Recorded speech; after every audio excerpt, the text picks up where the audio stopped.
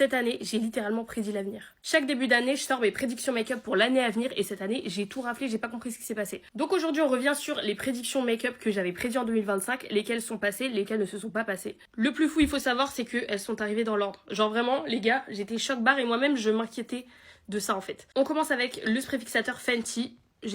En vrai, j'étais pas choquée parce qu'ils avaient un spray fixateur à l'ancienne qui s'appelait Do It ou je sais plus quoi, et au final ils l'avaient discontinué, donc pour moi c'était logique qu'ils arrivent avec un nouveau spray fixateur, donc ça m'a pas choqué. Et ensuite le bronzer Rare Beauty, pareil, ça m'a pas choqué. Pour moi, à partir du moment où tu buzzes autant avec les blushs, ça partait du même principe que de faire le bronzer liquide en fait, sachant qu'il y avait déjà l'highlighter liquide.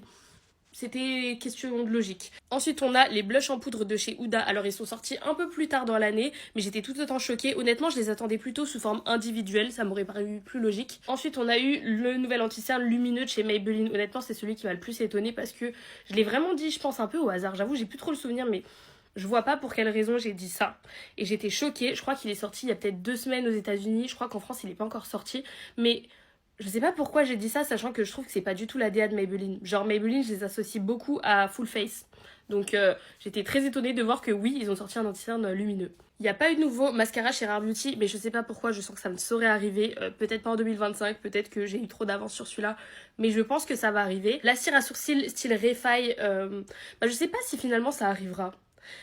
Quoique, parce que Anastasia Beverly Hills, ils aiment bien prendre 2 ans de retard. Donc peut-être que ça sortira même en 2027, on ne sait pas. Ensuite, on a eu la brume pour les cheveux de chez Fenty Parfum.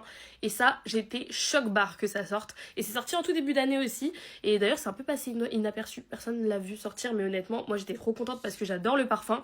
Et ça me paraissait aussi logique parce que pour moi, si elle a sorti la crème qui va avec le parfum, etc., c'était logique de faire un autre produit complémentaire. Fenty Liquid Blush et ou Bronzer, honnêtement, je pense que ça continuera, enfin que ça va sortir, même si je commence à douter maintenant quand je vois comment la marque se porte de plus en plus, mais je sais pas, j'ai de l'espoir pour un blush liquide. Et les powder pigments de chez Huda, alors je l'avais dit parce que pour moi c'était un leak, c'était quelque chose qui avait été annoncé puis désannoncé, enfin genre il y avait eu tout un petit buzz autour. Si vous êtes vraiment dans le make-up, vous l'avez vu passer. Bizarrement c'est jamais sorti, donc peut-être que ça va sortir ou peut-être que ça a été totalement annulé, je ne sais pas.